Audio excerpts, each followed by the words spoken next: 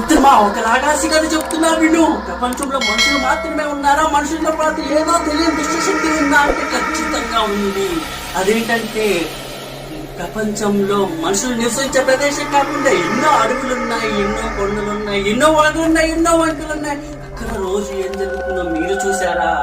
ఎన్నో కొండల్లో ఉన్న గృహంలో ఇంత జంతువులు ఇప్పటికి కూడా బయటపడుతున్నాయి. అమెజాన్ ఫారెస్ట్ వంటి దేశాల్లో మనుషులు తినే రాక్షసులే ఉన్నారు. ఇది సైంటిఫిక్ గానే ప్రూవ్ అయింది. ఒరే మూర్ఖుడా, ఒక మాట చెప్తున్నా విను. మనిషి చనిపోయినాక మనిషిలో ఉన్న బరువు అనేది 5% తగ్గుతుంది. అది ఆత్మ ఎక్కడికి వెళ్తుంది తెలుసారా మీకు? అయితే ఒక మాట చెప్తున్నా విను. రాత్రిపూట ఒంటరిగా వెళ్తున్నారా? అయితే ఇది విను. రాత్రిపూట ఒంటరిగా నాకేం భయం లేదంటూ విచ్చలవిడిగా తిరుగుతున్నారా? అయితే ఇది విను. ఎక్కడైనా పల్లెటూరులో గాని పట్టణాల్లో గాని తీసి పడేసిన నిమ్మకాయలు, మిరపకాయలు వంటి ఉంటే నాకేం కాదులే అని అగర్వంతో తొక్కుకుంటూ వెళ్ళారనుకో,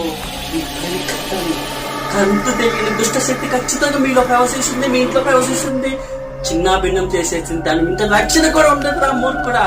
ఇలానే మీలాగే నాకేం కాదు అగర్భంగా పొరుగుపోతుగా తిరిగే ఒక వ్యక్తి అయితే ఉండేవాడు. నమ్మకాలు లేవనుకుంటూ వాడి ప్రతి ఏమైందో తెలుసా?